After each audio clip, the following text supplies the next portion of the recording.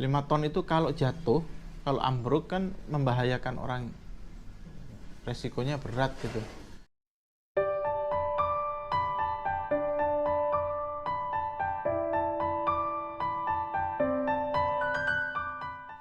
Ya, genteng keramik itu supaya terlihat bagus itu harus memenuhi 2 unsur.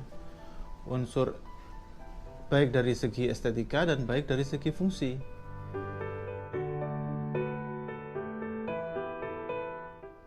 Fungsi, yang pertama fungsi, yang kedua estetika. Jadi kalau dari awal dibuatnya genteng itu memang orang itu masih memikirkannya fungsi aja gitu. Fungsinya untuk melindungi dari panas dan hujan seperti itu.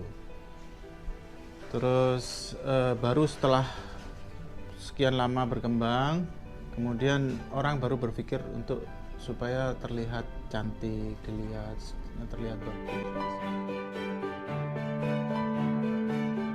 Kalau dari segi estetika itu tergantung selera masing-masing orang. Cuman idealnya genteng keramik itu, genteng pada umumnya itu idealnya itu sebenarnya gelombang. Karena awalnya memang sebelum gelombang itu awalnya justru malah flat gitu ya, flat. Setelah perkembangan kemudian barulah dibuat bergelombang. Karena gelombang, kalau atap gelombang ya artinya kan di situ ada posisi yang menonjol dan ada posisi yang cekung. Jadi pada posisi cekung itu, nah ini kan genteng keramik ya. Ini gelombang nih. Ini ada posisi yang gelembung, ada posisi yang datar gini. Nah air itu nanti mengalirnya di sini, berkonsentrasi di sini. Kalau flat seandainya itu kan berarti air tuh larinya kemana-mana. Gitu. Dengan terdistribusinya air dengan baik ini, itu menghindari adanya tampias.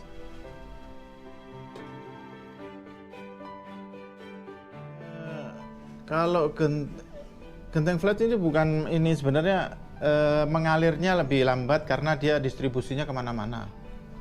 Kalau genteng gelombang ini dia kan terkonsentrasi pada jalur-jalurnya ya. Jadi ada gelombangnya yang pas cekungnya itu, jadi air tuh larinya di situ. Nah, lebih cepat jadi alirannya. Itu kembali ke fungsinya. Jadi fungsi itu kalau air lebih cepat mengalir berarti kan tidak lama di gentengnya. Kalau lama di gentengnya terus gentengnya itu dia menyerap air, itu ada kemungkinan untuk rembes dan merusak permukaan keramiknya. Ya rembes, permukaan keramiknya rusak. Terus jadi umur atapnya juga nggak lama gitu, nggak awet kalau gampang rusak. Nah makanya ada genteng yang tidak menyerap air. Jadi dia itu dari bahan gentengnya kayak ini genteng impor ya. Ini tidak menyerap air. Ini tidak menyerap air. Jadi otomatis selain dia distribusi airnya mengalirnya terkonsentrasi pada satu jalur, kemudian dia sendiri tidak menyerap air. Jadi kekuatannya lebih lama awet gitu, lebih awet. Kalau air nyerap, apalagi nanti konstruksinya pakai kayu, mungkin kayunya bisa keropos, bisa ambruk rumahnya. Seperti itu. Apalagi gentengnya sendiri berat. Itu kan membahayakan orang yang ada di bawah, ada yang makhluk hidup yang ada di bawahnya. Makanya genteng itu dibuat ringan. Kalau bisa dibayangkan kalau genteng beton yang beratnya per piece itu 4 kilo, soalnya 4,5 kilo, kadang ada yang 5 kilo. 1 meter itu genteng beton isinya 10, berarti 1 meter itu beratnya 50 kilo. Kalau 100 meter berarti sekitar 5 ton. 5 ton itu kalau jatuh, kalau ambruk kan membahayakan orang, resikonya berat gitu. Jadi itulah makanya teknologi yang terbarui itu membuat genteng itu seringan mungkin gitu.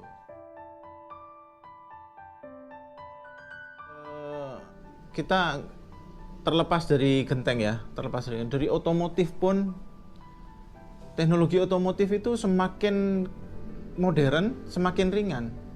Coba dilihat mobil-mobil yang lama itu kan berat-berat. Itu dari otomotif aja. Dari bangunan banyak. Dulu genteng dulu dari ubin aja ya, dari lantai. Ubin zaman dulu itu kan ubin teraso yang tebal-tebal, yang berat itu. Kemudian teknologinya berkembang jadi keramik yang tipis dan ringan. Dinding juga seperti itu. Dinding dulu pakai bata yang berat, kemudian setelah teknologi berkembang dibuatlah bata ringan. Dak juga seperti itu. Kap, konstruksi atap juga seperti itu. Awalnya pakai kayu yang berat, kemudian keluarlah baja ringan. Begitu juga genteng. Jadi semakin kemari, semakin modern kita, semakin ringan lah seperti itu. Ya disekrup dong, disekrup. Karena sebenarnya standar operasional pemasangan genteng secara internasional itu harusnya memang disekrup. Semua genteng yang dipasang di atap itu harusnya disekrup. Itu untuk menghindari berubahnya genteng bahkan jatuh. Seperti itu.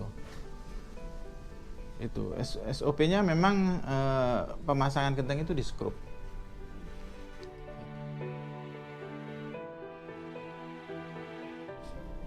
Ada, ini. Jadi ini genteng made in Brazil masih ya. Jadi saya berharap di Indonesia itu ada produksi genteng yang seperti ini.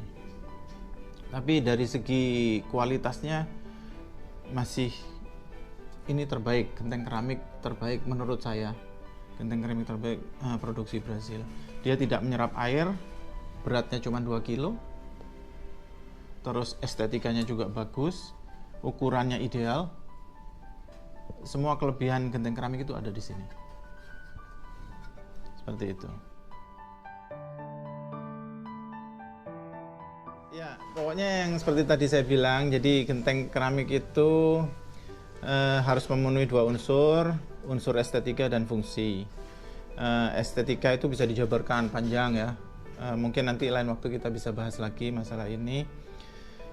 Yang terpenting referensi saya nih untuk genteng keramik. Genteng keramik itu harus ringan sebenarnya. Semakin ringan semakin baik. Terus glasurnya juga dan tidak menyerap air. Ini bisa dipraktekin sebenarnya. Kalau ada air, sebentar ya, saya ambil.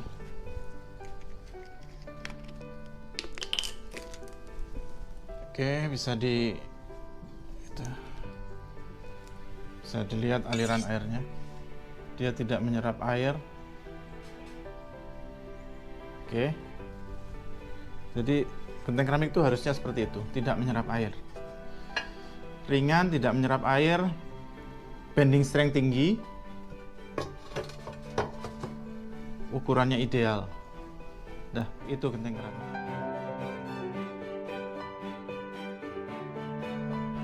Oke, boleh.